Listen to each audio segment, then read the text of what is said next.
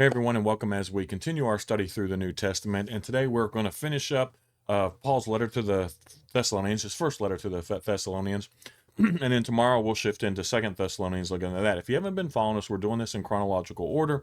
And what this allows us to do is to see things as they happen, as it played out, as everything went through. And so that way we get a little bit of understanding of the context of the gospel, of the context of the letters that were written, and everything that was involved with it. And so we hope that this study helps those who are trying to study the Bible and wanting to better understand, especially the New Testament side of it, and understand some of the scriptures and stuff that we're going to look at here.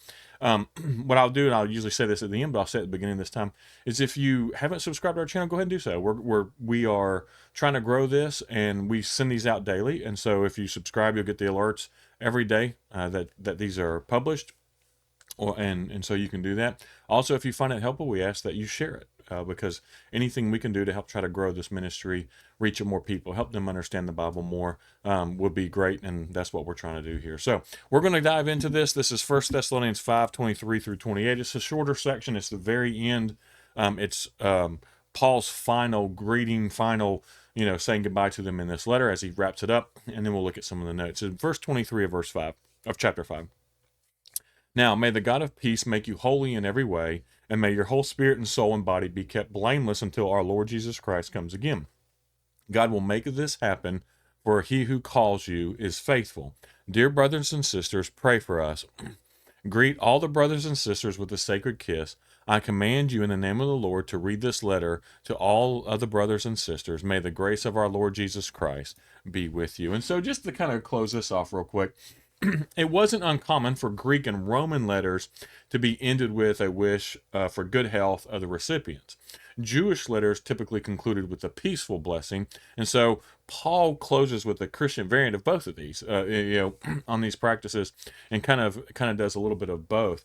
And so he emphasizes here that God enables Christians to live a holy life, and that his sanctifying work extends to the spirit and soul of the body and to the totality of human life. And so he encourages that, and he mentions that God will make this happen, right?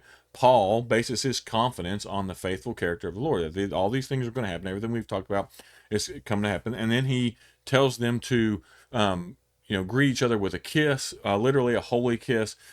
Basically, the idea here is Christian love. It's with Christian love. It wasn't uncommon in this day to kiss on the cheek or the forehead, and this was a common form of greeting. It's similar to how we shake hands. I guess now we fist bump a lot since COVID, but the shaking of hands. If you've known anyone from the cultures in the East, in the Middle East a lot, you'll notice that a lot of times they kiss each other on the cheeks. That is a common practice, and so he's basically saying there, right? This was a common greeting that reflected the sentiments of honor and friendship and love among family members, and so he's saying to do that, to continue to do that, show that kind of love, show this kind of respect to one another by greeting each other with a kiss. And so in today's day and age, we would say to make sure you fist bump each other or hug each other, right? It's not uncommon to hug or to shake hands, and that would be kind of the kind of greeting we would talk about today. And so that was the idea, the encouragement to continue to show this kind of love to each other. And then he encourages them he commands them to read this letter, right? Public reading of scripture was practiced both in the synagogue. We see that in Luke, we see it in Acts, and the church. We see this in First Timothy. We'll see this when we get there, because literally, right? I was studying this the other day, that most scholars believe about 10% of the public in that day was literate, meaning they could read. Only about 10%, and so when they wrote letters like this would needed to be spoken, read out loud, so people knew what was said, because they couldn't. One, it was harder to make copies, and two, there was a lot of people who just could not read, and so everything would have had to have been read to them. And so he commands them because he wants everyone to hear this. He wants everyone, and I think he wanted some of the people who were, kind of coming against him to hear this letter read aloud. So Paul's letters were to be read aloud to the entire congregation, the entire church, for everyone to hear. And then Paul ends and proves the customary greeting in the end by adding the blessing of grace at the end of his correspondence about the blessing of grace of Christ to be upon you. And so we see this final letter here. And again, just to review this letter for a little bit, right?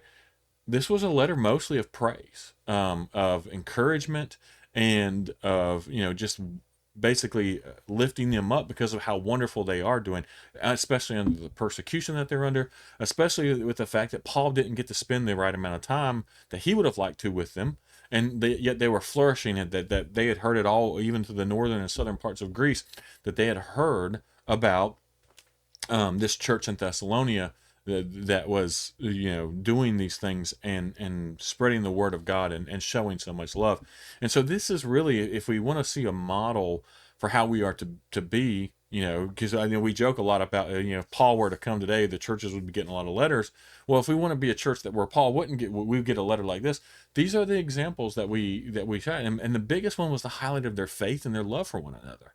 And so, in the spreading of the message of the God word. And so that's the kind of things that we need to be focused on as a church, and to encourage, to growth. Even they were doing this even under persecution. So, we're not really being persecuted. And so they should, if they can do this, then there's no reason why us as a church can't do these type of things today. And so it's just good to see, and good to understand, and get an in-depth view of this letter, of the first letter that he wrote to the Thessalonians. Now, we're going to start tomorrow on the greetings from Paul again.